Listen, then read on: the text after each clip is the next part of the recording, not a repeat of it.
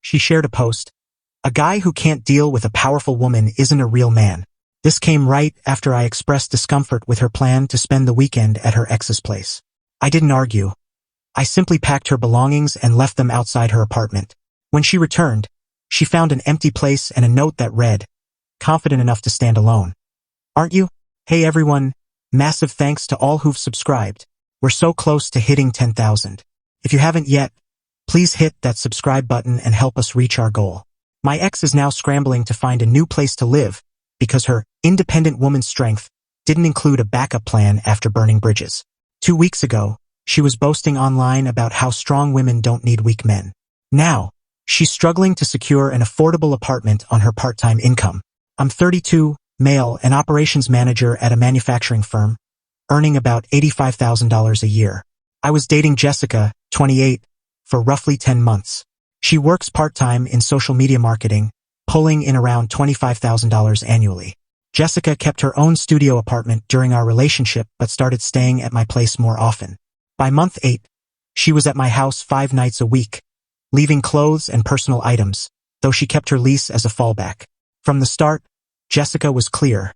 She wouldn't let any man control her. I respected that. Independent women are appealing. But there's a difference between independence and deliberately crossing boundaries to make a point. The warning signs were subtle at first. She'd make plans without telling me, then act like I was clingy if I asked about them. She'd hang out with guy friends and get defensive when I asked simple questions about her night. "I don't owe you a play-by-play of my life," she'd snap. Fair, but basic communication in a relationship isn't about owing, it's about respect. 3 months ago, her ex, Marcus, moved back to town. They dated for 2 years in college and stayed friends after. Jessica emphasized how mature they were, claiming they'd moved beyond any romantic connection. Fine. Adults can be friends with exes. Not perfect, but doable with clear boundaries. But Jessica's version of boundaries was essentially no boundaries. They texted constantly, met for lunch, and had long phone calls about life and work.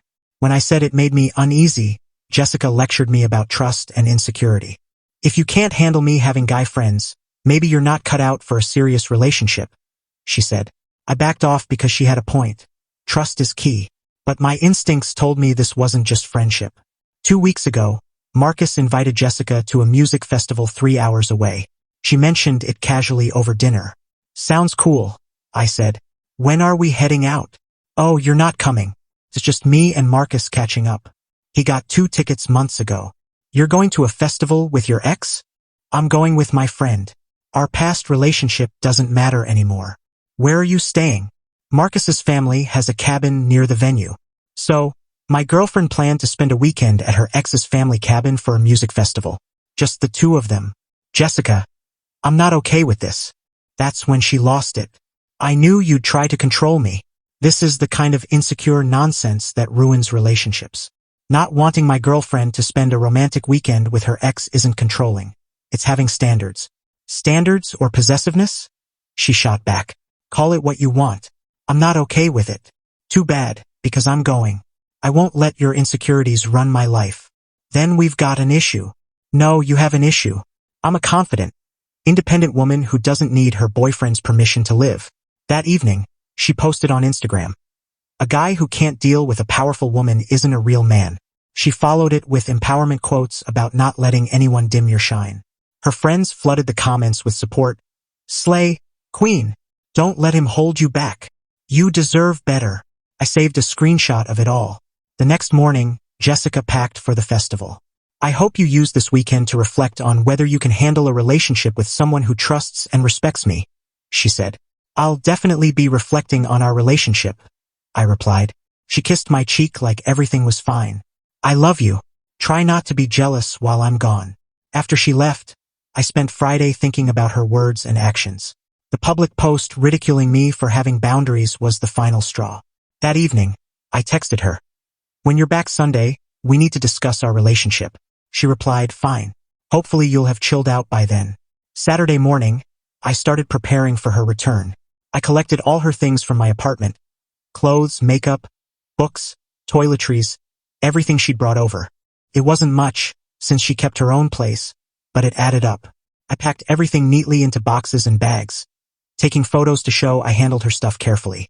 That afternoon, I drove to her studio apartment building and left her belongings outside her door. She still had her keys and lease so she could access her place. Then I wrote a note.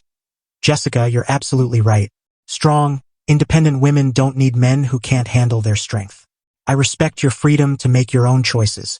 Since you're confident enough to spend weekends with your ex despite my concerns and bold enough to post publicly about how I'm not man enough to handle you, you're clearly capable of managing your own living situation.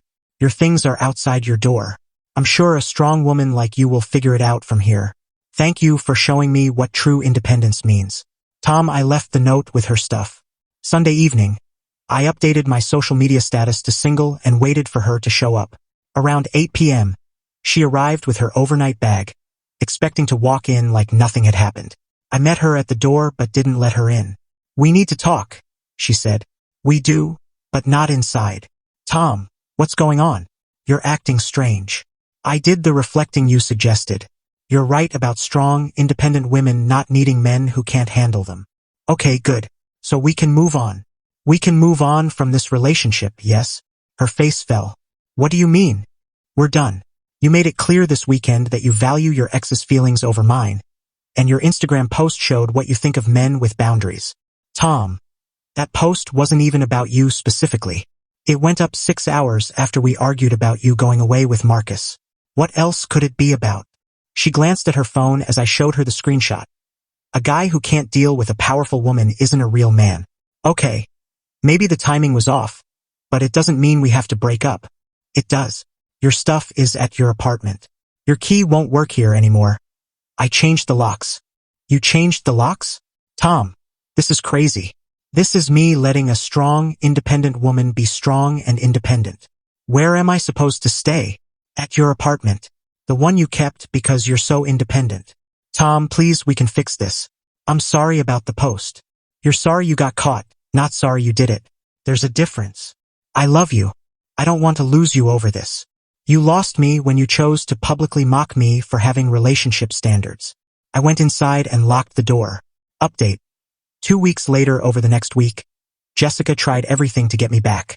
She went through the usual stages. Anger, bargaining, pleading, manipulation. You're being totally unfair. If you let me explain, we can sort this out. I can't believe you're throwing away 10 months over one weekend. This is the pettiest thing anyone's ever done to me. Her friends chimed in, messaging me about how controlling and insecure I was, how Jessica deserved better, how real men don't dump their girlfriends over small disputes. I saved those messages too. On Tuesday, she showed up at my workplace during lunch. Security alerted me that someone was asking for me in the lobby. She looked frazzled. Hair messy, makeup uneven, clearly not sleeping well. Tom, please, we need to talk properly. This has gone too far. I think it's gone exactly far enough. I messed up with the Instagram post. I was upset and said things I didn't mean. You meant them when you posted them. You meant them when your friends cheered you on in the comments. People say dumb things when they're emotional, and they face consequences when they say those things publicly. Tom, I'm sorry. Truly sorry. Can we please work through this? Work through what? You went on a romantic weekend with your ex after I said I wasn't okay with it. Then you posted about how I'm not man enough for you. I realize now the weekend was a bad idea. I should have respected your feelings. You realized that after you went anyway and mocked me online. I was wrong. I'm admitting I was wrong. Great. You can be wrong and single. Tom, I can't afford my apartment on my part-time income. I was planning to move in with you permanently. Good thing you kept your place then. Proves you're more independent than you thought. I'll have to find roommates or move back with my parents. Sounds like something a strong, independent woman can handle. She started crying. Please don't end 10 months over one stupid weekend. I'm not ending it over a weekend. I'm ending it over your disrespect for our relationship and your public attack on my character. Security checked in to make sure everything was okay. Jessica left after that. Final update. 6 weeks later, the fallout was predictable for someone who preached independence but didn't live it. Jessica couldn't afford her studio apartment on her part-time salary. She'd been banking on moving in with me to save on rent. She tried finding roommates, but her shaky credit and low income made it tough. 3 weeks later, she broke her lease and moved back in with her parents in the suburbs. Real independent woman vibes. Her weekend with Marcus didn't go anywhere either. A Apparently, he was happy to relive old times at the festival but wasn't interested in anything serious. Most of her friends stopped engaging with her posts about the situation.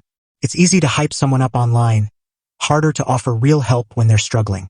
Jessica made a few more attempts to reconcile over the first month, always with the same arguments.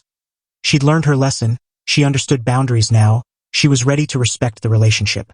Her last try was a week ago. She called from her parents' house. "Tom, I've had time to really reflect. You were right about the weekend with Marcus. I should have listened to you. Okay. I miss you. I miss us. Is there any chance we could start over? No, why not? I'm admitting I was wrong about everything. Because this wasn't about right or wrong. It was about your character. You chose to disrespect our relationship and publicly ridiculed me for having standards. I was immature. I've grown since then. Good. Grow with someone else. Tom, please. I'm different now. I'm sure you are. Living with your parents at 28 probably shifts your view on independence. That's not fair. Neither was posting about how I'm not man enough to handle you. I deleted that post. Too bad I still have screenshots." She hung up. I haven't heard from her since. I've started dating someone new, Amanda, who works full-time in accounting, has her own place and manages her finances. The contrast is striking. When I shared the Jessica situation with her, Amanda's response was spot on. Independence means supporting yourself, not seeing how much disrespect your partner will put up with. The revenge wasn't elaborate. It was simply taking Jessica at her word about being strong and independent, then giving her the chance to prove it. She wanted to show she didn't need permission to live her life. I showed her she was right by stepping out of her life completely. Jessica thought she could enjoy the perks of a relationship while publicly dismissing her partner's boundaries whenever it suited her. Instead, she learned that relationships require mutual respect, not one-sided setups where one person gets stability while the other gets criticized. Her Instagram post said it all. A guy who can't deal with a powerful woman isn't a real man. She was right. A real man deals with a powerful woman by respecting her strength enough to let her face her own consequences. The note summed it up perfectly. Confident enough to stand alone. Aren't you? Turns out, she wasn't as confident as her social media made her seem. But that's what true independence teaches you, the difference between talking about strength and actually having it.